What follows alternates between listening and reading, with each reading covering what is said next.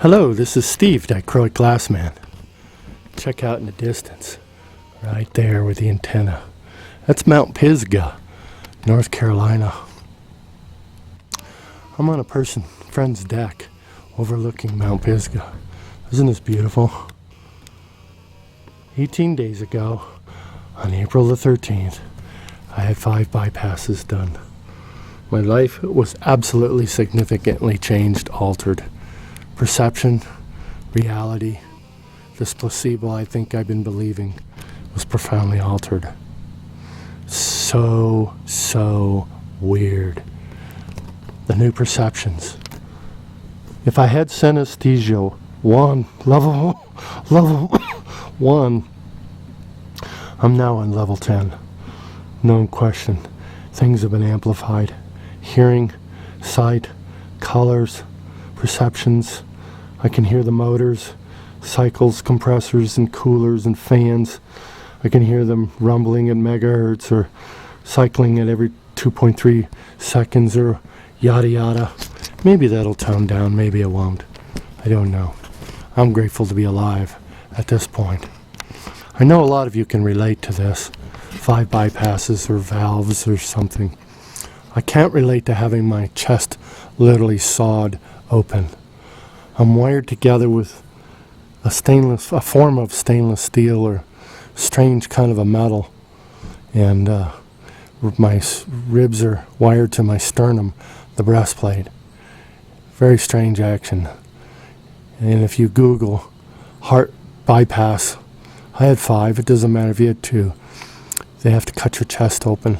Holy cow, what a world of new nuances. Catching my breath, having very limited mobility. It's going to be interesting. We're going to begin this journey together. I'm going to start verbalizing in a way I never have before. The emotionalism of being a person with synesthesia, SYNESTHESIA, the mixing or blending of senses. Throughout this profound opportunity of seeing myself, I had the opportunity to speak with spirit, if you will, or be in the, well, I don't even want to talk about it. It's disruptive because it doesn't have any logic to it. But let's just say I was out of my body for a period of time, having discussions with something besides myself. I realized that I could be relevant to a number of people. Less than 1% of the human population is synesthesia. I realized that I could benefit those through this art, this synesthetic art now. As I dedicate myself to the science of synesthesia, I want to remain open to studies, schools and universities and such that are looking for people of synesthesia. There's quite a huge array of videos and such now, information on the internet, as synesthesia has really been only discovered in the 90s. I found out, well, I realize now I was born with it, as my family came to grips in my hospital room, my 3 sons and my brother, and the doctor of psychology told my sons what synesthesia might look like. There was a lot of crying. I reconnected with my sons after 9 years actually, of not seeing them all together again with my brother. It was an awakening at the foot of my bed, upon which, as the doctor revealed to them what a synesthetic life could be like, you just can't imagine the opportunity to wake up, to be recognized in 61 years for the first time that this sensory overburdened wackadoo whack job person that you've all come to know, this windbag being me, Dichroic Glassman. I know. I'm not going to say I'm sorry. I now have a pretty go-to reason why it all happened. And as my kids and now more of my family have become my friends, realized the extrasensory is what kept us, in some cases, very distant. Not because of, well, could be guilt and judgment. Synesthesia is not the sexiest of perceptions.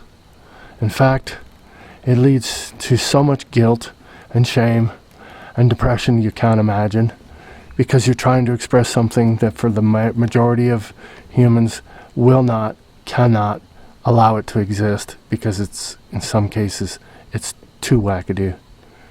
I understand now. And I purpose to reach other people with synesthesia who often go and end their lives because they can't handle the sensory or the shame or the guilt of being differently alone, alienated from the world in a sensory way. I have many senses, so many I can't count. The Egyptians claim there's over 300 forms of senses. I don't know, being hungry, is that one? That's kind of like that for me. I kind of laugh at it. Conventional wisdom tells us we have 5. I might be operating on 95. And how would I know? Other than I have some pretty wackadoo perceptions. Everything's been altered. Everything. So now I have to learn life again. This is my second event. The walk-in event. The first one in 2006 with a pretty significant head-on car injury of crushing the windshield with my head. Wearing seatbelts, of course. Can you imagine if I wasn't? I might not be doing this video. So, I plan on doing a lot of videos to reach these people, this less than 1% humanity, in ways that might make sense, that for me makes my life relevant, which is huge. After all, the mother of all psychology is self-imagery. Even a famous person said, "Who is it you say I am?"